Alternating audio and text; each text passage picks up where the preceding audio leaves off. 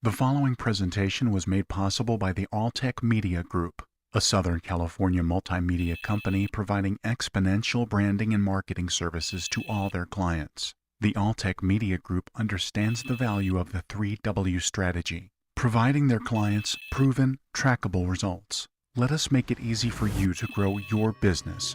Visit alltechmedia.com.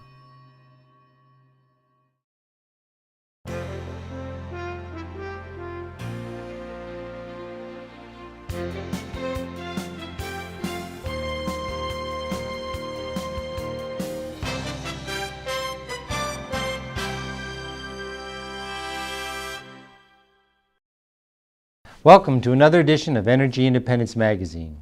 I'm your host, Sean Reynolds. Last year, voters overwhelmingly approved the Clean Energy Jobs Act, Proposition 39, to provide funding of energy-efficient projects and create clean energy jobs. This past summer, Governor Jerry Brown and California policymakers worked out the details of the estimated $2.5 billion of new revenue. Today, we'll speak with Bernie Kotlier, co-chair and co-founder of the California Advanced Lighting Control Training Program, to get his thoughts on the potential and proposals of Proposition 39. Welcome, Bernie. Thank you, Sean. Good to be here.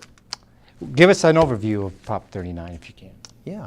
Well, Prop 39, as you said, was a ballot proposition, and it was passed quite overwhelmingly by the voters.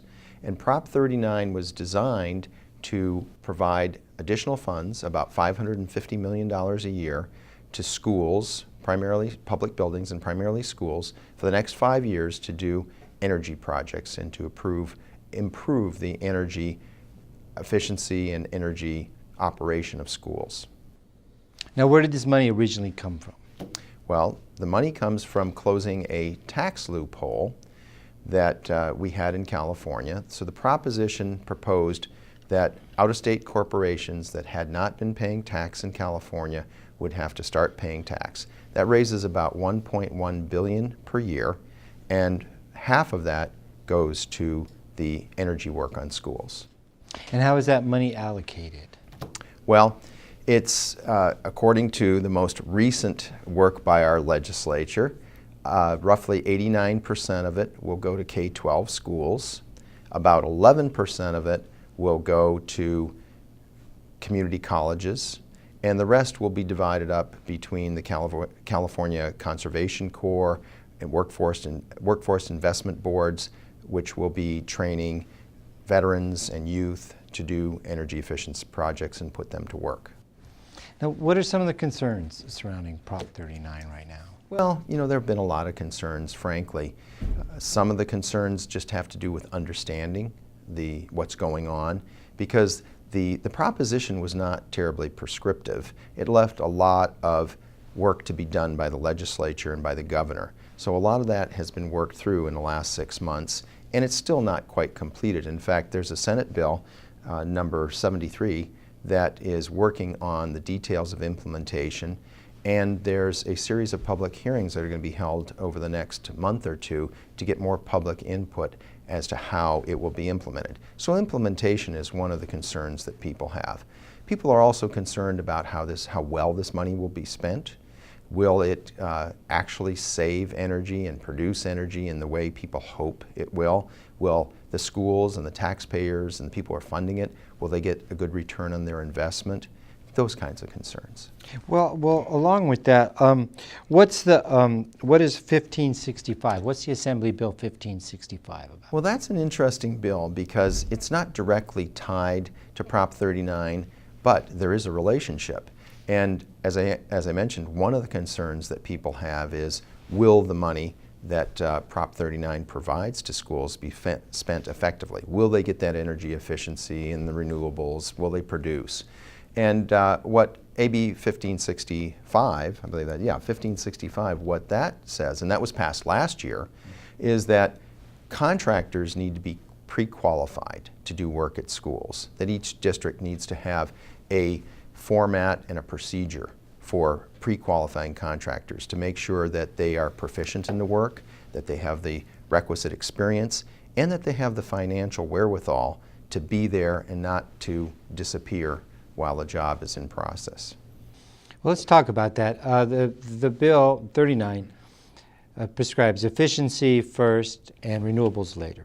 So what are we talking about when we're talking about both of those things? Okay. Well, it's interesting you mentioned that, because that was one of the big issues with Prop 39 is, would it be clear in advising and requiring schools to follow the state energy policy, which says there's a loading order for these types of energy projects. And that loading order says that energy efficiency must come before investments in renewable, like photovoltaic solar.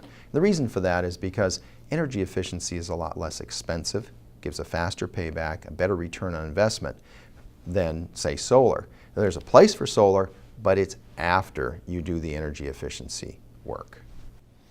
Now, when we're talking about 1565 and having qualified contractors do the work, what are they talking about? What are we looking at? What's the qualified work? Okay, so this comes from a lot of unfortunate experiences we've had over the years with schools and contracting. Sometimes the schools just don't know who to choose. Sometimes they may be contractors that are known and just have sort of an inside track. But many times it's just the standard public policy of selecting the lowest cost contractor. And while that is supported by most people, they want to get the best deal, get the lowest cost, what we're finding with energy efficiency work and other renewables and various energy projects particularly, and generally with construction overall, is that much of this work is becoming more complicated, more sophisticated, more networked, and that's because industry is responding to society's need for more effective systems. So as this work becomes more and more sophisticated and complicated, we need more sophisticated contractors to do the complicated work. But so you have this vector that's going up that says we need better trained and more sophisticated contractors. Meanwhile, you got this vector going down which says get the lowest cost. So that's caused a lot of problems. And not only has it caused problems in effectiveness and in experience, but also contractors have been selected who just don't have the financial wherewithal, don't have the proper bonding, don't have the experience, and on and on. So 1565 is a good law and it's going to help, but it doesn't address all the issues with contractor competence. Well, to those ends, where would a school go to find qualified contractors? Well, to follow up on your point, Sean, about AB 1565, which is now law, if they follow the procedure that's outlined in 1565, they will actually be able to determine through that procedure which contractors are better qualified and which ones are maybe not so well qualified. So that's step one. Step two is when they're doing more sophisticated work, for instance, energy work, such as lighting controls or advanced HVAC systems or renewables, then they should be looking for specialized certifications. And they should be looking for associations of contractors that have a reputation for very high quality, longevity, competence, high skill. You mentioned advanced lighting. Can you explain to us a little bit about advanced lighting controls? Yes. So we talked a little bit about the loading order, that energy efficiency is first, and then you get into renewables. Within energy efficiency, Sean, there are two primary systems that almost always have the potential for saving the most energy. The first one is lighting, and the second one is heating, ventilation, and air conditioning, or HVAC. Those are the two biggest. Actually, lighting, well, it'll surprise many people that lighting is much bigger than HVAC. Statewide, on average, lighting uses about twice the energy of HVAC. And when we consider that many schools are not in session during the summer, it's even a greater multiple. So lighting is the #1 opportunity to save energy. We've done a lot with encouraging schools to install more efficient lamps, meaning the bulbs. And we've seen movement from incandescence to fluorescence to more efficient fluorescence, and now to LEDs and other high efficiency technologies. So we're squeezing the inefficiency out of the lamps pretty well. And although some schools still need those lamp changeouts, overall, the biggest opportunity we have now to save energy in California and around the country is by applying advanced lighting controls to these lighting systems. So let's say we've already changed out the system to very high efficiency fluorescents or to LEDs. Well, how are we going to save more energy? The big opportunity is shut them off or dim them down when we're not using them or not using them as much. And that can save just huge amounts, enormous amounts of energy through controls, advanced lighting control. Well, okay, then, so now tell me about CALCTP. CALCTP, okay. First of all, it stands for the California Advanced Lighting Controls Training Program. It was founded about 5 years ago by a group of stakeholders who deal with lighting. It's a nonprofit, all-volunteer organization. It includes all the major investor-owned utilities in California, the second largest municipal utility, which is Sacramento Municipal Utility District, 14 lighting control manufacturers, the California Energy Commission, the University of California, contractors, electricians, I mean, you name it. It represents the whole lighting control industry in California. And it was founded because the lighting industry understood that lighting controls had a great potential that wasn't being fulfilled because many lighting control systems that were installed were not working properly. They were not saving the energy that potentially they could, and it was determined by our utilities that that was because of very poor installation, poor commissioning, and poor maintenance of the systems. So this training and certification program is designed to address that problem and to bring the skill level of the contractors and electricians up to the point where those installations are done to spec, and property owners and school districts and taxpayers get the return on their energy efficiency investment that they expect. And this would be placed on the front part of Prop 39, on the efficiency part. Yes. Now, it's not a requirement of Prop 39, but a lot of school districts are wondering what to do. How should they go about this? What should they do first? Should they do solar? Should they do lighting? What contractors should they use? All these questions. Many school districts really don't know how to approach this in the best way to get the best return on their investment. So one of the things that CALCTP has done is, first of all, try to make this very simple, and that is follow the loading order, do energy efficiency first, then do renewables. Make sure your building envelope doesn't leak a lot, because it doesn't make a lot of sense to put a lot of money into an HVAC system if that air conditioning or heating is leaking out the walls and the windows. And make sure that you have well-trained contractors who have expertise in the specialty that you're working on. So just because a contractor is great in HVAC doesn't mean that that contractor is going to be the best lighting controls contractor, because that's a specialty. It's highly technical. So in terms of lighting control, if a school district wants to find a highly qualified, effective contractor, they can go to the website, www.calctp.org, and they can find a list of contractors all over the state of California who've been through this training and have the certification. And it's completely open. Any contractor, any electrician can go through this training as long as they have a state license or a state certification. Now, Bernie, what is Title 24 and acceptance testing? Okay. So Title 24 and Title 20, two elements of our state energy policy, are responsible for the fact that California, on a per capita basis, uses less energy than any state in the United States. In fact, the average Californian per capita uses 40% less energy than the average American. How did that happen? Well, if you remember, back in the 70s, we had a couple of oil shocks. And they caused a lot of governments, state, local, federal, around the country to respond.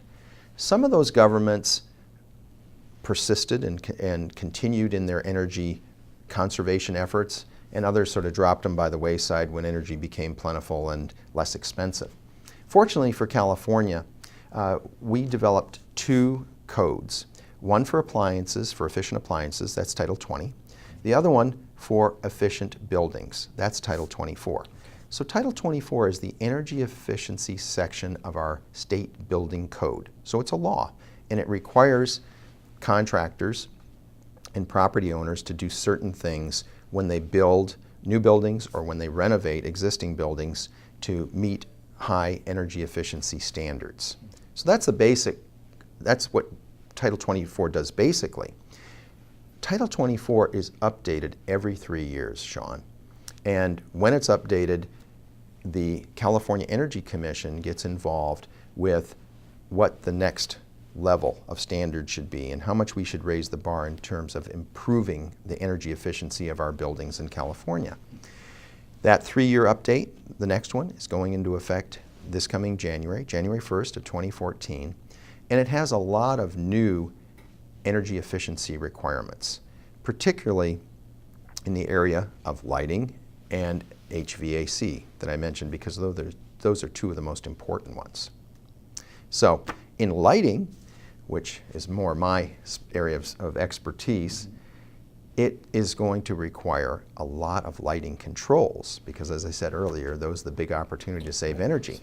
So the new Title 24, starting in January, will require that all new commercial construction have comprehensive lighting controls, and that about 90% of the existing buildings that are retrofitted, that have tenant improvements, or that have additions, that they also be upgraded to these new lighting control standards.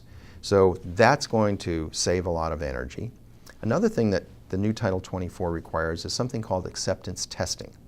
Now, acceptance testing has been around for a while. It's a subset of commissioning. What it means is that somebody has to test the system, whether it's a lighting system or an HVAC system. They have to test it and make sure it's working according to spec, working properly, saving the energy it's supposed to save, before the owner accepts it, accepts the job, before the building inspector signs off on the job. So acceptance testing has been around, but in January it's going to take on a whole new level of effectiveness. And that's because the state, for the first time, is going to be requiring specialized training and certification of acceptance testers. It won't be just anyone who says, I'm an acceptance tester and I know how to do this. They'll actually have to train and pass a test and prove that they're good at it. So that's coming in January. Now, in the overall picture with Prop 39, is it beneficial for schools to jump on this right now? Do they have a stake in waiting a few months? Well, because the state, the legislature, and the state government and the Energy Commission, which is one of the stakeholders, one of the state offices that's working very closely with the schools, because they're still working out all the fine details, I would say it probably makes sense to wait a little while, maybe 3 to 6 months until all the procedures and the implementation details are worked out. But in terms of waiting long term, I don't think that makes a lot of sense unless a school district maybe has a bond issue coming up and they'd like to combine their Prop 39 funding with a bond issue and put them together, maybe something like that. But other than that, I think that schools would generally want to get involved as soon as possible. First of all, this program is not, it's not going to go on forever. It's a five-year program. And you know, the years click by pretty fast, especially when you get involved in projects and you have to decide what you're going to do and find the contractors and get it done. It takes time. And probably most importantly, the best reason for doing it relatively soon is that as soon as these schools implement these energy saving programs, they're going to start saving money. And we all know the schools need the money. So money they save on energy can be used to hire more teachers or counselors or tutors or whatever they need in the school to help improve the education of our youngsters. Bernie, now to close this up, do you have any recommendations on how a school should start? Should they start with an audit? Is there a place that they can go to find a certain contractor? Yes. Well, first of all, Prop 39 does require that there's a proper assessment of the school's energy needs. And some people like to call it an audit. Other people think that sounds too much like the IRS, so they prefer an assessment. But in any case, yes, it does require that in all schools. We talked about the loading order of energy efficiency first. Well, even before you get to number 1, Number 0 is Find out. do that audit. Know exactly the condition of your school, all its energy systems, and what it's going to cost to address efficiency or renewables in each one of those systems. And then that will generate a menu of priorities. Because sometimes you can spend a little money on lighting or on HVAC for a big savings. Sometimes you could spend a lot of money putting in, for instance, new windows, and it might take 15 or 20 years to get a payback. So they really need that audit, and they need to look at those options. And they need to avoid salesmen who are going to try to sell them a silver bullet and say, just do this and it's going to solve all your problems. Buildings are too complicated for that. Oh, and you asked about contractors. Yeah, where can they go to find Yes. this? Well, of course, I mentioned the CALCTP website where there's a lot of certified contractors for advanced lighting controls. But in general, contractors, electrical contractors who do a real good job are members of the National Electrical Contractors Association. And school districts and others can go to nicanet.org and they can find out all about this association of contractors. It's over 100 years old. They have hundreds of contractors across the state, and they're well experienced, well funded, bonded. They have what school districts do need to do a good job. Well, thank you, Bernie, for joining us today. Well, thank you, Sean, for having me. It's been a pleasure to be here. Proposition 39 provides $2.5 billion of taxpayer-approved money to help public schools become more energy efficient and to help communities create green jobs. Hopefully, this will also create a sustainable base for future investment and further revenue to aid budget-strapped schools. The program is set to launch soon. We wish it the best and will keep a keen eye on its progress. For Energy Independence Magazine, I'm Sean Reynolds. Thank you for watching.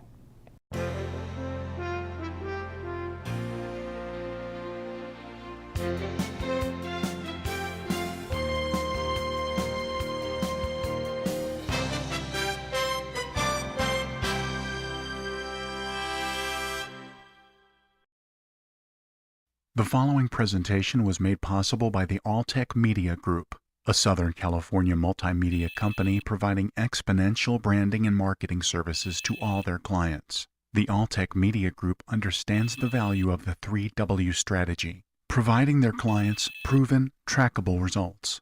Let us make it easy for you to grow your business. Visit alltechmedia.com.